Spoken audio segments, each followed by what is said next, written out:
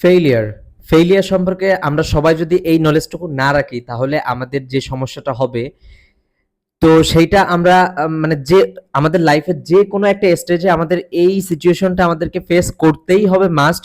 I can guarantee you. So that's why আমি এই টপিকটা নিয়ে কথা বলার জন্য আজকে এই সময়টুকু নিচ্ছি আপনার কাছ থেকে। সো আপনার লাইফে যদি আপনি অলরেডি কোনো জায়গা থেকে ফেল করে থাকেন, অথবা আপনি এখনো রিস্ক নেননি বা নিতে যাচ্ছেন, আপনার এরকম কোনো সিচুয়েশন আসতেছে, তাহলে আমি মনে করি এই ভিডিওটা আপনার দেখা উচিত। বেসিকলি হয়েছে কি, আমাকে একটু আগে একজন ফোন দিছে, যে কিনা ডুয়েট এক্সাম দিছে। ৩ দিন আগে ডুয়েট এক্সাম দিছে। ডুয়েট মিনস আপনারা যারা জেনারেলে পড়েন, তারা যেরকম পাবলিকে অ্যাডমিশন দেন, ওই রকমই যারা ডিপ্লোমা হোল্ডার তারা ডুয়েটের জন্য তারাও এক্সাম দেয়। তো ২ দিন আগে সে আমাকে তার এক্সাম ছিল, সে এক্সাম দিয়ে আসছে, দিয়ে আজকে তার হোম টাউনে আসছে, এসে এই ২ দিনের মধ্যে, আজকে যেহেতু ৫ই আগস্ট ছিল, তো ৫ই আগস্টের আগে সে রেজাল্টটা দিয়ে দিছে। এখন আনফরচুনেটলি তার চান্স সেখানে হয়নি। সো সে খুবই ফেড আপ। সে ২-৩ দিন ধরে কোনো খাওয়া দাওয়া, মানে রেজাল্ট দেওয়ার পর থেকে সে কোনো খাওয়া দাওয়া করেনি। ইভেন দিনে মাত্র ২ থেকে ৩ ঘন্টা ঘুমোচ্ছে। কারো সাথে সেরকম কথা বলছে না। ফ্যামিলি মেম্বারের সাথে, বাবা মা সবার সাথেই একটা মেজাজ খিটমিটে একটা ভাব আছে। এরকম তার দিনটা যাচ্ছে। তো সে আমার টাচে আছে, দ্যাটস ওয়াই সে আমাকে ফোন দিছে এই ব্যাপারে একটা সিদ্ধান্ত নেওয়ার জন্য। কারণ সে জানে যে এই ব্যাপারে আমার একটা নলেজ আছে। সো আমি তাকে আমার বাস্তব জীবনের যে এক্সপেরিয়েন্স, সেটা থেকে তাকে কনসাল্ট করলাম, এবং সে যে বিষয়গুলো খুব স্মার্টলি গ্র্যাব করলো। অ্যান্ড সে, আই বিলিভ, আমি আমার বাস্তব লাইফ থেকে আমি বিশ্বাস করি, সে যদি ওইভাবে কাজগুলো করে তাহলে সে নেক্সট মর্নিং, মানে কালকে সকাল থেকে তার রেজাল্টটা সে পেয়ে যাবে। এখন আমি তার সাথে কি হয়েছে সেটা প্রথমে বলি, দেন আমি তাকে কি সাজেস্ট করছি সেটা সেটা বলি। সো সে যখন বিগত ৬-৭ মাস যাবত তার প্রিপারেশন নিচ্ছিল এক্সামের জন্য, তার যেটা এক্সামিনেশন জন্য সে প্রিপারেশন নিচ্ছিল, তখন সে ভালো করে পড়াশোনা করছে, দেন সবকিছু, সে ভালো স্টুডেন্ট অলসো, সে ভালো করে পড়াশোনা করছে, এবং পড়াশোনা করে সে যখন তার পায়নি, সে চান্সটা পায়নি, তখন তার বাবা বলতেছে, ঠিক আছে, এটা তোমার আর করার দরকার নেই, যেহেতু সে ফিমেল, তোমার চাকরির পরীক্ষা দাও, তোমাকে চাকরি পাইতে হবে, দেন তোমাকে বিয়ে শাদী করতে হবে। অ্যান্ড তার মা, যেহেতু তার বাবা এইভাবে বলতেছে, মেন্টালি সাপোর্ট দিচ্ছে না, তাই তাই তার মা আর তাকে বেশি কিছু বলেনি। সো এইটা নিয়ে সে বলতেছে যে না, ঠিক আছে, আমি একবার পারিনি তো কি হয়েছে, আমি সেকেন্ড টাইম ট্রাই করব। তুমি কেন এখন আমাকে জবের জন্য প্রিপারেশন নিতে বলতেছো, জব করার জন্য ফোর্স করতেছো? আমি আরেকবার ট্রাই করব, দেন যদি না হয় সেটা আলাদা বিষয়। সে এটা বলতেছে, এইটা নিয়েই সে ফেড আপ। সে খাওয়া দাওয়া করতেছে না, ঠিকমতো ঘুমোচ্ছে না, কারোর সাথে কথা বলতেছে না। তো আমি তাকে বললাম, দেখো, এইটা তোমার ফার্স্ট স্টেজ, লাইফের প্রথম তুমি এই একটা ফেইলিয়ার ফেস করতেছো। এখন যদি তুমি স্মার্টলি হ্যান্ডেল না করো, তোমার অনেক দিক থেকে প্রবলেম হবে। লাইক তোমার ফ্যামিলির সাথে প্রবলেম হবে, তোমার আশপাশের মানুষজন কি বলতেছে না বলতেছে ওইটা শুনে তোমার মস্তিষ্কে আরো পেইন উঠবে, তুমি ওইটা ঠেকাতে যে আরো সময় নষ্ট হবে, তুমি মেন্টালি একটা সিক হয়ে যাবা, মানে তোমার সবকিছু একটা ম্যাসি অবস্থায় হয়ে যাবে।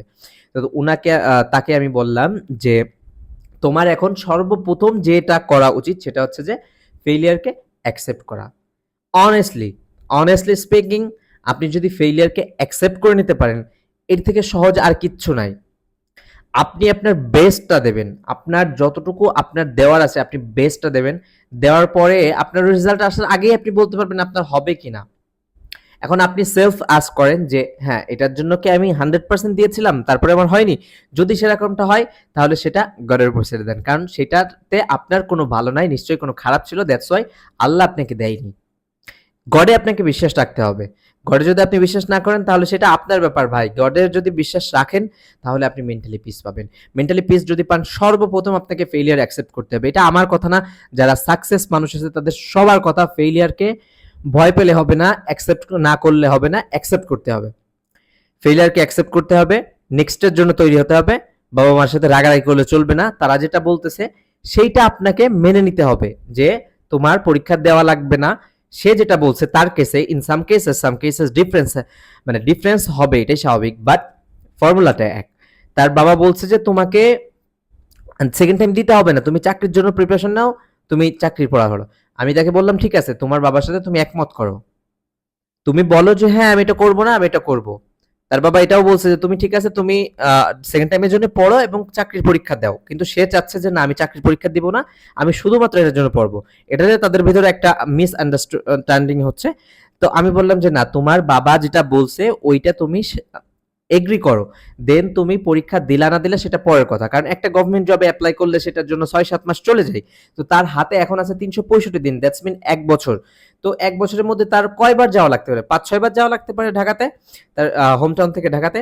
তো এইটা সে চাইলে সে যাইতে পারে, একদিনেরই তো ব্যাপার। আর সে চাইলে নাও দিতে পারে, কিন্তু যদি সে এখন তার বাবার সাথে এগ্রি না করে, তাহলে এক পর্যায়ে তার বাবারা ফেড আপ হয়ে যাবে, যে বলবে যে ঠিক আছে, তোমার যা ভাল লাগে তুমি সেটা করো। এবং সেই অবস্থায় সেও মানে মেন্টালি এটা অ্যাকসেপ্ট করতে পারবে না, কি ব্যাপার, আমি একেতেই ফেল হয়েছি এবং তারা আমাকে মেন্টালি সাপোর্ট না দিয়ে তারা কেন এটা করতেছে, এরকম একটা ইস্যু হবে। তো যে কোনো স্টেজে যে কোনো ফেলিয়ারকে আপনি অ্যাকসেপ্ট করেন, আপনার বাবা মা বা আপনাকে যারা গার্ডিয়ান আছে তারা যেটা বলে সেটা আপনি শোনেন, যে হ্যাঁ ঠিক আছে তোমরা যেটা বলতেছো আমি সেটাই করব, কিন্তু আপনি ওইটা করেন যেটা আপনি বিশ্বাস করেন। ভাই, আপনি ওইটাই পাবেন যেটা আপনি বিশ্বাস করেন। আপনি যদি বিশ্বাস করেন যে আমি এই না এই করতে পারবো, আপনি করতে পারবেন। এবং আপনি যদি বিশ্বাস করেন এবং ওইটার উপর কাজ করেন, যে কোনো টাইপ পেইন, ব্রেকআপ, অ্যাডমিশন, বাইরে যাওয়া, লাইফের সব বড় বড় যে ডিসিশনগুলো আছে যেগুলোতে আপনি ফেইল হতে পারেন, অ্যান্ড ম্যাক্সিমাম মানুষ প্রথমে ফেল হয়, দেন পরে যে তার ভুল রিয়েলাইজ করে, সেগুলোকে ফিক্স করে, তারপরে গিয়ে তারা সাকসেস হয়। একবারে কেউ সাকসেস হয় না, ওভারনাইট কোনো সাকসেস আসে না ভাই। যদি কারোরটা এসে থাকে সেটা স্থায়ী না, কিছুদিন পরে দেখবে যে অন্য কোনোভাবে সে হয়ে যাচ্ছে। সে আরো একটা জিনিস বলল যে তার সাথে একজন রিপ্যাট এক্সাম দেওয়া তার অ্যাডমিশন হয়েছে, অথচ তার সাথে টপ যারা ছিল তাদের হয়নি। এটাতে কি বোঝেন? আল্লাহ আপনাকে আজকে এখান থেকে দেয়নি কারণ এটা আপনার জন্য ভালো ছিল না, অন্য কোথা থেকে আপনাকে পোষায় দিবে। ওই বেচারাকে ওই সময় রিপার্ট দেওয়াইছে, তখন সে নিজেকে মনে করছে যে ও আমি এটাই পারি না, তাহলে আমি এটা কি পারবো, বাট সে এটা মনে করেনি, সে বিলিভ করে সে পরীক্ষা দিচ্ছে, সে পারছে। এখন এই যে গডের যে ডিসিশন, এইটা যারা পায়নি তারা এখন রিয়েলাইজ করতেছে যে ও তো ফেল করে ও চান্স পেয়ে গেল, আমরা এত পড়াশোনা করেও পারলাম না, তাহলে আল্লাহ হয়তো চাইনি। So you have to believe in God. যদি আপনাকে মেন্টালি পিস আনতে হয় তাহলে you have to believe in God. So আমাদের লাইফে ফেলিয়ার আসবে, ফেলিয়ারগুলো আপনাকে ঠান্ডা মাথায় হ্যান্ডেল করতে হবে এবং অ্যাকসেপ্ট করতে হবে, এবং ওই সময় প্যানিকে কোনো কিছু করা যাবে না, ঠান্ডা মাথায় ডিসিশন নিতে হবে। যদি আপনি না বোঝেন, যারা এক্সপার্ট আছে তাদের সাথে শেয়ার করেন, তারা যেভাবে বলে, তারা বাস্তব জীবন থেকে বলে, বাস্তব অভিজ্ঞতা থেকে বলে, তাদের কথাকে অ্যাকসেপ্ট করেন এবং ওইভাবে কাজ করেন, আপনার জন্য ওই সিচুয়েশনটা হেল্প করবে। আপনি যদি ভাবেন যে আপনি একাই ফেল করছেন, না, তার সাথে ১৫০০ মানুষ পরীক্ষা দিছে, চান্স পেয়েছে মাত্র ১২০ জন, তাহলে ১২০ জন বাদে সবাই তো একই পেইন ফিল করতেছে। তো এখন যদি ওই ক্যান্ডিডেটরা যদি মনে করে না আমি একাই হয়তো বা পাইনি, তাহলে তার কষ্ট একার উপর চলে আসবে। আর এই কষ্টটাকে স্প্লিট যদি করে দেন যে আরো তো ১৪০০ মানুষ পায়নি, তাহলে সেই আপনার কষ্টটা ১৪০০ মানুষের মধ্যে ভাগ হয়ে যাবে। আরো স্প্লিট হবে যখন আপনি এর আগের ব্যাচেও তো এরকম ১৫০০ বা ১৪০০ মানুষ চান্স পায়নি, তখন ৩০০০ মানুষের মধ্যে আপনার কষ্ট ভাগ হয়ে যাবে। Could you imagine that? আপনি এখন যে কষ্টটা পাচ্ছেন, ও আমি মনে হয় এটা পারিনি তাহলে আমার লাইফ শেষ, আপনার মতো এইরকম অনেক মানুষ আপনার আগে চলে গেছে, তাদের সাথেও সেম ঘটছে, আপনি কেন এটা মেনে নিতে পারতেছেন না? এইটাই প্রসেস, আপনাকে এইভাবেই মানতে হবে। আপনি যদি এইভাবে করতে পারেন তাহলে আপনার জন্য এটা সব থেকে ভালো হবে। সো আপনি যদি আপনারা যারা যে স্টেজে আপনারা ফেইলিয়ার ফেস করবেন, করে বুঝে উঠবেন না, পেনিকে চলে যাবেন, আপনার ডিপ্রেশনে চলে যাবেন, তখন আপনারা এক্সপার্টের হেল্প নেন। আপনার আশেপাশের বড় ভাই যারা আছে তারা অলরেডি ফেস করছে, এই স্টেজগুলো পার করছে, তাদের কাছে শুনেন।